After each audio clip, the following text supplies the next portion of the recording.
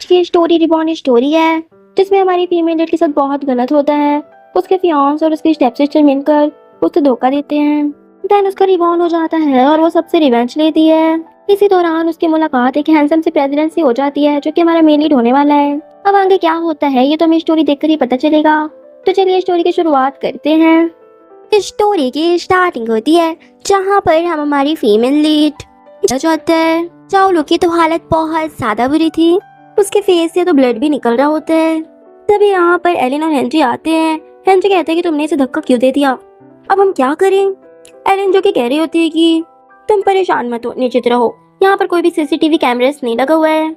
यहाँ पर तो ये ऊपर भी चली जाएगी तो यहाँ पर किसी को कुछ भी पता नहीं चलेगा। जाओ, जिसकी सांसें भी चल रही थी, जाओ कहती है कि तुम मेरे साथ ऐसा क्यों कर रही हो।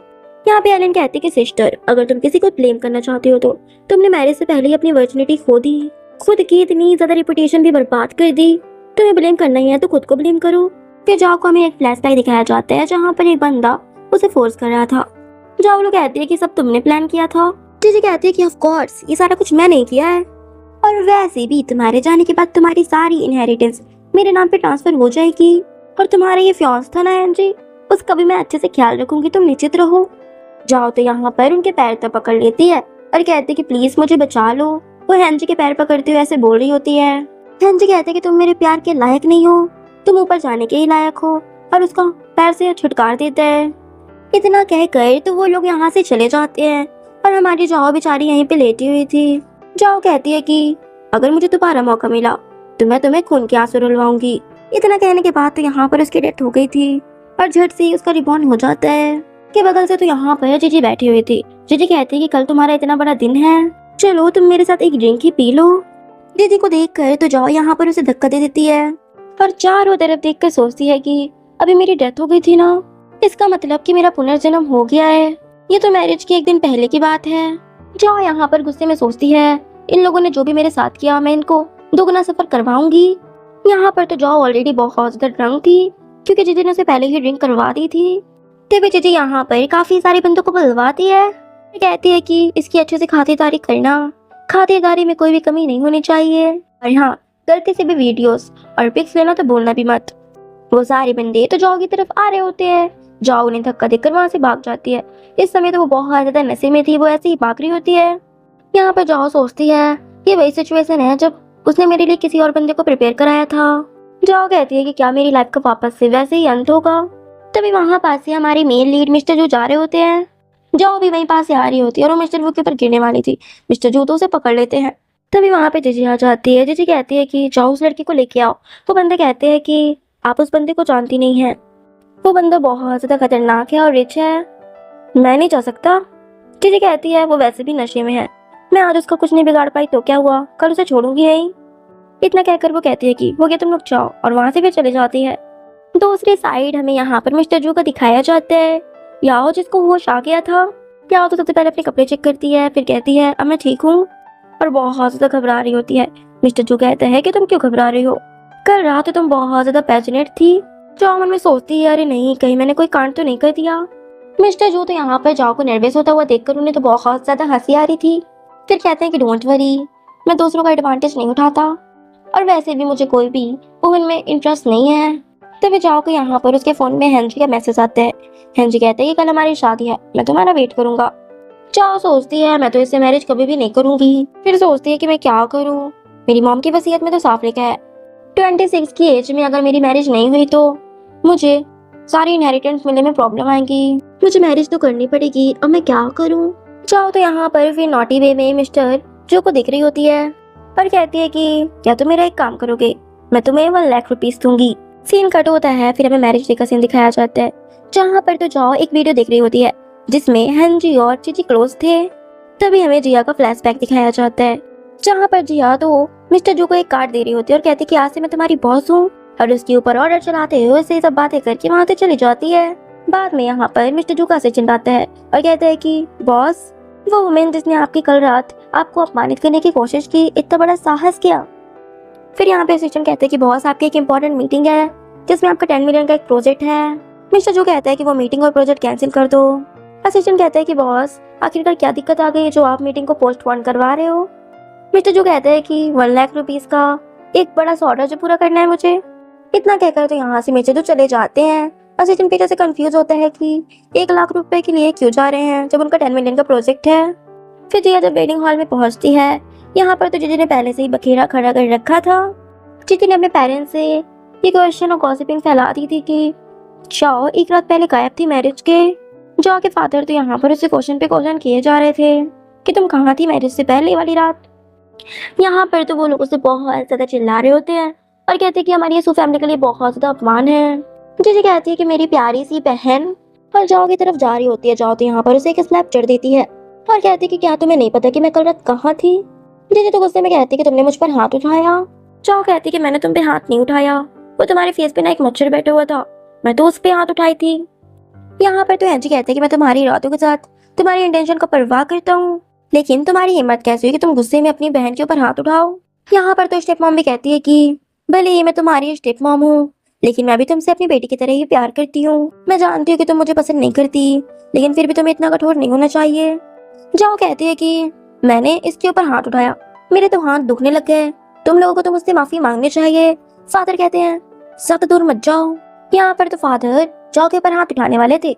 जाओ कहती है कि अगर तुम्हारे थप्पड़ से मेरे फेस पे एक भी निशान और या फिर सूजा फेस तो मैं ये मैरिज नहीं करूंगी, फिर तो मेरी मॉम की इनहेरिटेंस भी नहीं मिलने वाली, आप में से कोई भी इसे नहीं पा सकता। फिर आपको फादर तो इसके बारे में कह रहा है, इसे सोचना चाहिए। फादर फिर जीजी से कहते हैं प्रॉपर्टी के बारे में सुनकर कि तुम्हें जाओ से माफी मांग लेनी चाहिए, जैसे वो कहने के लिए कह रही है वैसे कहो। जीजी कहती है कि फादर आप मुझे इससे माफी मांगने के लिए कह रहे हैं, आप तो मुझसे बहुत ज्यादा प्यार करते हैं ना। जीजी फिर माफी मांग लेती है।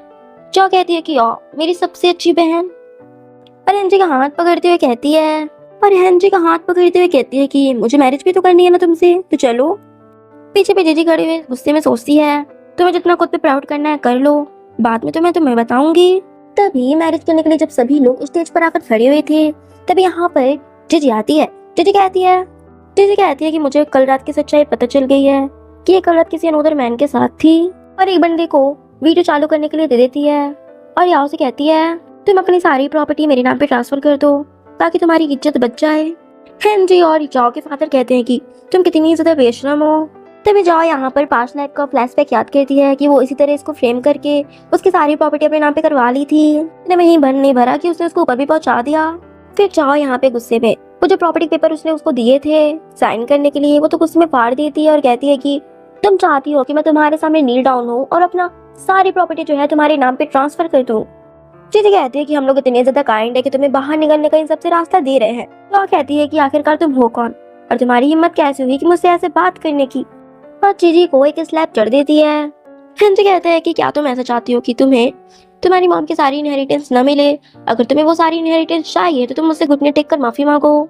अगर तुम्हारी सारी वो पिक्स वगैरह और वीडियोस रिवील हो गई तो तुम तो वैसे भी मुझसे नील डाउन होकर माफी मांगोगी, और वीडियोस और फोटोस रिवील हो जाने के बाद फिर तो मैं तुमसे मैरिज भी नहीं करूंगा। जो कहती है कि मेरी मॉम के 4 बिलियन से बिना क्या तुम्हारी कंपनी जिंदा रह पाएगी, चल पाएगी तुम्हारी कंपनी, जो तुम इस तरह मुझ पे हुक्म चला रहे हो। तुम्हें क्या लगता है कि मुझे कुछ पता नहीं है? हेनरी कहते हैं कि तुम्हें कैसे पता चला। दीदी कहती है कि तुम अपना मुंह बंद रखो, और अगर वो स्क्रीन की वीडियो ऑन हो गई ना तो तुम्हारी इज्जत का कचरा तो उड़ ही जाना है। जो कहती है फिर तो मैं बहुत ज्यादा एक्साइटेड हो रही हूँ वो वीडियो देखने के लिए।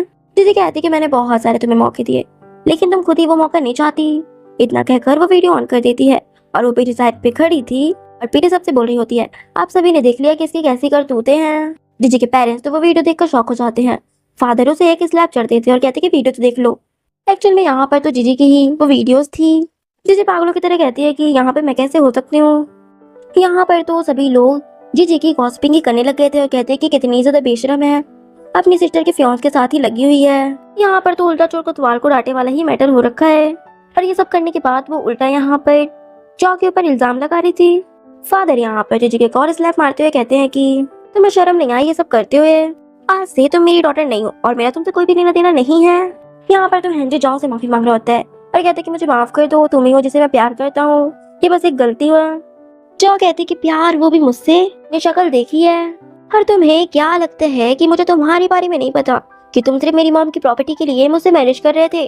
फिर जॉ यहाँ पे अनाउंस करती है और कहती है कि आप सभी ने देखा कि मेरी मैरिज एक कैसे बंदे से हो रही थी और इसने क्या क्या करतूतें कर रखी है, इस वजह से मैं आज यहाँ पर अपना ग्रूम चेंज कर रही हूँ और कहती है कि मेरा फियांस जल्दी आ रहा है। यहाँ पर तो बाहर मिस्टर जो सब कुछ सुन रहे होते हैं और कहते हैं कि मैं देखना चाहता हूँ कि हेनरी और कितना गिर सकता है। और स्टेशन से कहता है कि जाओ इनके कंपनी में मीटिंग करो और 4 बिलियन की मीटिंग करना, इनको प्रोजेक्ट देना 4 बिलियन का। तभी हेनरी को भी कॉल आ जाता है और उसे फादर से पता चल जाता है कि उसे 4 बिलियन का प्रोजेक्ट मिल रहा है। अब तो वो यहाँ पर हवा में ही उड़ने लग गया था। यहाँ पे फिर हेनरी कहते हैं कि क्या तुमने सुना कि मुझे 4 बिलियन का प्रोजेक्ट मिल गया है, वो भी किंग ग्रुप से, सबसे बड़ी कंपनी है वो। हेनरी कहते हैं कि तुम मुझसे नील डाउन होकर माफी मांग लो तो फिर मैं सोच सकता हूँ कि मैं तुम्हें माफ कर दूं। यहाँ पर तो फादर कहते हैं कि उसे इतना बड़ा प्रोजेक्ट मिल गया है, तुम्हें तो उससे माफी मांग लेनी चाहिए और मैरिज कर लेनी चाहिए। और सभी लोग वहां पर तो हेनरी की तरफ बोलने लग गए थे। चो कहती है कि आपको क्या लगता है कि मैं इस जैसे कचरे से मैरिज करूंगी और माफी मांगूंगी? बिल्कुल नहीं। दीदी कहती है कि तुम्हें अब इतना जिद करना छोड़ देना चाहिए, उसे 4 बिलियन का प्रोजेक्ट मिल गया है, वो भी किंग ग्रुप से। संजय कहते हैं कि क्या तुम मुझसे माफी मांगने वाली हो? नील डाउन होकर हंसते हुए बोल रहा होता है। जाओ उसकी बेइज्जती करते हुए कहती है कि मुझे लगता है कि तुम मानसिक रूप से इल हो गए हो, जाओ जाकर कोई मेंटल हॉस्पिटल में एडमिट हो जाओ। और तुमने अपनी शक्ल देखी है और मैं माफी मांगूंगी, वो भी तुमसे। संजय कहता है कि तुम इस तरह की जिद करना बंद करो। यहाँ पे हेनरी कहते हैं कि मिस्टर जो जल्दी यहाँ पे आ जाएंगे, तुम्हें मुझसे माफी मांग लेना चाहिए, तुम्हारे लिए अच्छा होगा। और हेनरी कहता है कि तुम्हें बहुत शौक चढ़ा है ना इतनी जिद करने का, तो ठीक है, तुम अपना ग्रूम चेंज करने वाली थी ना, तो मैं आज अपनी ब्राइड चेंज करता हूँ। और कहता है कि मैं आज जीजी से मैरिज करूंगा। जीजी तो बहुत ज्यादा खुश हो जाती है और कहता है कि मेरी सो कॉल्ड फियांस को बाहर निकालो गार्ड से कहते हुए। तभी यहाँ पर मिस्टर जो की बिंदास वाली एंट्री होती है और कहते हैं कि किसने कहा कि तुम उसे बाहर निकालोगे? जाओ तो सोच में पड़ गई थी कि कल रात वाला बंदा किंग ग्रुप का प्रेसिडेंट है।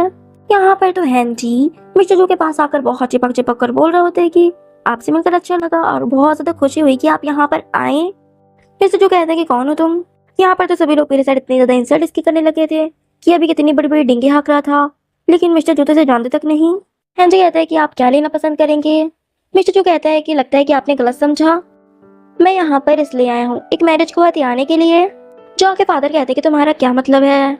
मिस्टर जो कहते हैं जाओ का हाथ पकड़ते हुए कि क्या तुम मुझसे मैरिज करोगी? हेनरी कहता है कंफ्यूज होते हुए कि क्या आप इस जाओ से मैरिज करना चाहते हैं?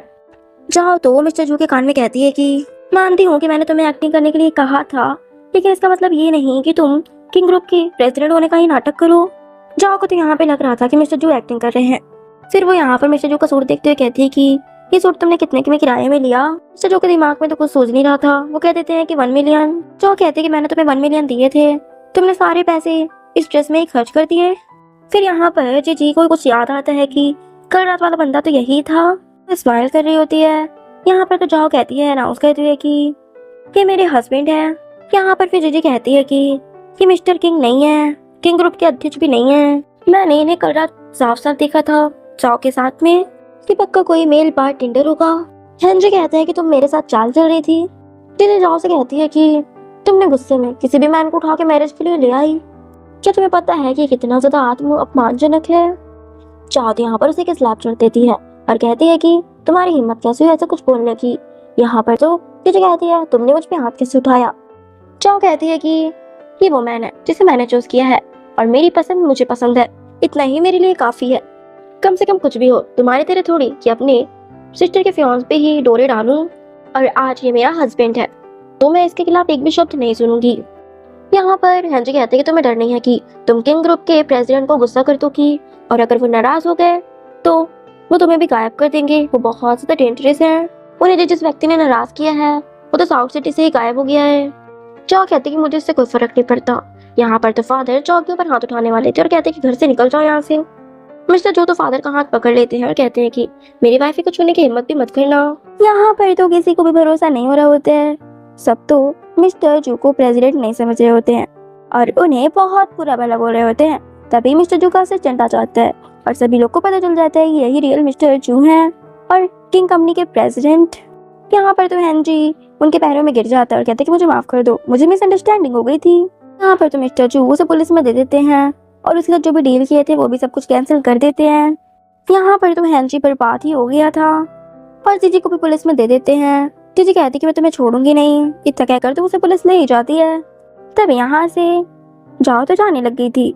मिस्टर जू कहता है कि तुम कहाँ जा रही हो? जाओ कहती है कि मिस्टर जू हमारी मैरिज का नाटक खत्म हो चुका है, अब यहाँ से जाने का समय हो गया है। मिस्टर जू कहता है कि तुम अपनी मॉम की इनहेरिटेंस के बारे में भूल रही हो कि तुम्हें 26 की एज पे ही मैरिज करनी है। जो कहती है कि उसकी चिंता आप मत करिए, मैं किसी और को ढूंढ लूंगी। मिस्टर जो गुस्से में कहते हैं कि तुमने क्या कहा, क्या तुम किसी और को ढूंढना चाहती हो, क्या तुम्हें मैं यहाँ पे नहीं दिख रहा हूँ। जो कहती है कि मिस्टर जो, आप बहुत ज़्यादा काइंड हैं, आपने मेरी हेल्प की, उसके लिए मैं आपको बहुत ज़्यादा थैंक यू करती हूँ। मिस्टर जो कहते हैं कि चलो मैरिज कर लेते हैं हम, तुम्हारे लिए हमेशा काइंड रहूँगा। और यहाँ पर जो को मैरिज के लिए प्रपोज करता है। मिस्टर जो कहते हैं कि ये हमारा कॉपरेशन हो गया। जो कहती है कि आप बहुत बड़ी हस्ती है, तुम एक प्रेसिडेंट होने के बावजूद तुम मेरी हेल्प करने में इंटरेस्टेड क्यों हो। मिस्टर जो कहता है कि ये डील थोड़ा छोटी है मानता हूँ, लेकिन मैं भी कोई भी लॉस का बिजनेस नहीं करता। ऐसा नहीं है कि ये 4 बिलियन का कॉन्ट्रैक्ट है।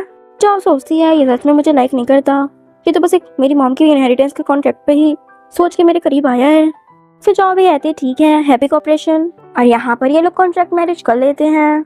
फिर जो कहते हैं कि चूंकि हमारी मैरिज हो चुकी है, हम लोग आज की रात के डिनर के लिए चलते हैं घर पर। जो कहती है ठीक है, मुझे कुछ इंपॉर्टेंट काम है, पहले मैं उसे निपटा कर आती हूँ। मिस्टर जो पीछे से कहते हैं कि तुम जा कहाँ रही हो। जो कहती है कि जो मेरा है उसे वापस लेने के लिए। दूसरी तरफ यहाँ पर तो जीजी अपने पेरेंट्स के साथ मिलकर जो भी आओ की इनहेरिटेंस थी वो अपने नाम पे ट्रांसफर करने की कोशिश कर रही होती है। तभी ये लोग यहाँ पे बहुत ज्यादा खुश हो जाते हैं और कहते हैं कि फाइनली पैसा सारा ट्रांसफर हो गया है, उसके नाम पे कुछ भी नहीं बचा है। तब यहाँ पर जॉ की बॉडीगार्ड के साथ एंट्री होती है। जॉ कहती है कि जो भी पैसा और प्रॉपर्टी तुमने अपने नाम पे ट्रांसफर की है वो चुपचाप मेरे नाम पे ट्रांसफर कर दो। जीजी कहती है ये सपना देखना तुम बंद करो और प्रॉपर्टी मैं तुम्हें दूंगी, तुमने ये सोच भी कैसे लिया। जॉ कहती है कि इसका मतलब कि तुम मेरी चीजें मुझे वापस नहीं देना चाहती। यहाँ पर तो ये सभी लोग जॉ से बहुत ज्यादा बदतमीजी कर रहे होते हैं और यहाँ पर तो ये सभी लोग अपना सारा सच खुद ही कबूल कर लेते हैं। जॉ कहती है कि खुद के मुंह से खुद का ही सच कबूल कर लिया और रिकॉर्डर दिखाते हुए कहती है कि मैंने सारी बातें तुम्हारी रिकॉर्ड कर ली है। जीजी कहती है कि तुमने सारी चुपचाप रिकॉर्डिंग कर ली। जॉ कहती है कि हाँ कर ली। तो खैर मैं तुम्हें 2 ऑप्शन देती हूँ, या तो तुम मुझे सारे पैसे मेरे वापस कर दो जिसे तुमने अपने नाम पे ट्रांसफर किया है, या फिर जेल की हवा खाने के लिए रेडी हो जाओ, लाइफ टाइम जेल में मजे करना। खैर मैं तुम्हें इन्फॉर्मेशन के लिए बता दूँ कि मैं भी जा रही हूँ और बाद में जब मैं अपना बैंक बैलेंस चेक करूँगी अगर उसमें मेरा पैसा नहीं मिला तो तुम जेल जाने के लिए रेडी हो जाना। इतना कहकर तो जॉ यहाँ से चली ही जाती है। बाद में जॉ जब जा रही होती है तभी उसे तो जीजी ने किडनैप करवा लिया था। दूसरी साइड मिस्टर डू जब जा रहे होते हैं तो सोचते हैं अब तक तो जॉ को आ जाना चाहिए था। फिर कहते हैं कि रास्ते में तुम जाकर सुग्रुप से जॉ को भी ले लेना साथ में। तभी साइड पे मिस्टर डू तो एक कार देखते हैं जिसपे जॉ होती है। जॉ को बेहोश देखते साथ ही मिस्टर डू कहते हैं कि इस कार को फॉलो करो। बाद में जॉ को तो वो लोग एक जगह पे रखे हुए थे। जॉ को जब होश आता है उन लोगों ने तो जॉ को कोई मेडिसिन दे दी थी जिससे जॉ को बिल्कुल भी अच्छा फील नहीं हो रहा होता है। बेचारी जॉ जब उठने की कोशिश करती है जीजी कहती है कि मेहनत मत करो उठने की क्योंकि तुम्हें होश तो नहीं आने वाला। जॉ कहती है कि तुम करना क्या चाहती हो। जीजी कहती है कि मैं तुम्हें आज अच्छी तरीके से सबक सिखाऊंगी। और हेनरी से कहती है कि जॉ और उसकी ड्रेस रिमूव कर दो। वो रिमूव करने लगता है और पीछे से जीजी वीडियो बना रही होती है। जॉ कहती है कि तुम लोग ये बहुत गलत कर रहे हो, तुम्हें अपनी बाकी की लाइफ पूरी जेल में बितानी पड़ेगी। यहाँ पे तो हेनरी डर जाता है और कहते हैं कि क्या हम गलत कर रहे हैं, कहीं हम बहुत आगे तो नहीं जा रहे हैं। यहाँ पर जीजी कहती है कि अगर तुम्हें इतना ही डर लग रहा है तो तुम चुपचाप यहाँ से अभी निकल जाओ, तुम्हारा पीछू ग्रुप को बैंकरप्ट हो ही जाएगा। जॉ कहती है कि तुम इस तरह क्या सोचती है कि तुम जीतोगी, तुम्हें मिस्टर तो छोड़ेंगे नहीं। जीजी कहती है कि कौन सा मैन एक ऐसी वुमेन को अपने पास रखना चाहेगा जिसकी इस तरह की पिक्स वायरल हुई हो। आज मैं तुम्हारी वीडियो बनाकर पूरी जगह पे वायरल कर दूंगी। जॉ कहती है कि आखिरकार तुम मेरे साथ ऐसा क्यों करना चाहती हो, मैंने तुम्हारा क्या बिगाड़ा है। जीजी कहती है कि चाइल्डहुड से लेकर एडल्ट होने तक तुम हर एक चीज में मुझसे बेहतर हो, मैं तुम्हें तुम्हारा सब कुछ होता हुआ देखना चाहती हूँ। जीजी कहती है कि तुम इतना ज्यादा डर क्यों रहे हो। हेनरी से कहते हुए लगता है तुम अपनी कंपनी को बैंकरप्ट होते हुए ही देखना चाहते हो। यहाँ पर हेनरी फिर जॉ के साथ जबरदस्ती करने लग गया था, इससे पहले वो कुछ आगे कर पाता। तभी यहाँ पर आ जाते हैं मिस्टर जू और उसे बहुत ज्यादा कूटते हैं। अब जॉ का भी नशा वगैरह उतर गया था। यहाँ पर तो वो हेनरी के ऊपर कूटने लग गई थी और उसके ऊपर कुछ फेंक ही दे रही थी। तभी मिस्टर जू उसका हाथ पकड़ लेते हैं और छोड़ दो उसे। कहते हैं कि उसके जाने का इरादा है क्या। यहाँ पर फिर इन लोगों को पुलिस पकड़ कर ले जाती है। तभी यहाँ पर मिस्टर जू की मॉम आ जाती है। यहाँ पर तो जॉ को लगता है कि वो भी उनके बारे में गलत सोच रही होंगी, इसलिए वो उन्हें हड़बड़ाहट में एक्सप्लेन करने लग गई थी। मिस्टर जू की मॉम कहते हैं कि इसकी कोई जरूरत नहीं है, मुझे तुम्हारे बारे में सब पता है, मिस्टर जू ने मुझे तुम्हारे बारे में सब कुछ बताया है। तभी मिस्टर जू कहते हैं कि मैं तुम्हें सचमुच पसंद करता हूँ और उसे अपना प्यार कन्फेस कर देते हैं। जॉ कहते हैं कि अगर ऐसी बात है तो फिर मुझे तुम्हारा 10% शेयर चाहिए। वो सोचती है वो उसे मना कर देगा।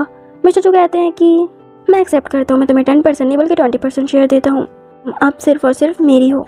जॉ भी मान जाती है और यहाँ पर ये दोनों ही बहुत ज़्यादा खुश थे। सो फ्रेंड्स, इसी के साथ हमारी इस स्टोरी की एक हैप्पी सी एंडिंग हो जाती है। सो फ्रेंड्स, आप लोग को ये स्टोरी कैसी लगी कमेंट में ज़रूर बताइएगा। और अगर ये स्टोरी पसंद आई हो तो प्लीज़ मेरे चैनल को सब्सक्राइब और इस वीडियो को लाइक शेयर कर दीजिएगा। जल्दी मिलूंगी एक न्यू स्टोरी के साथ, तब तक के लिए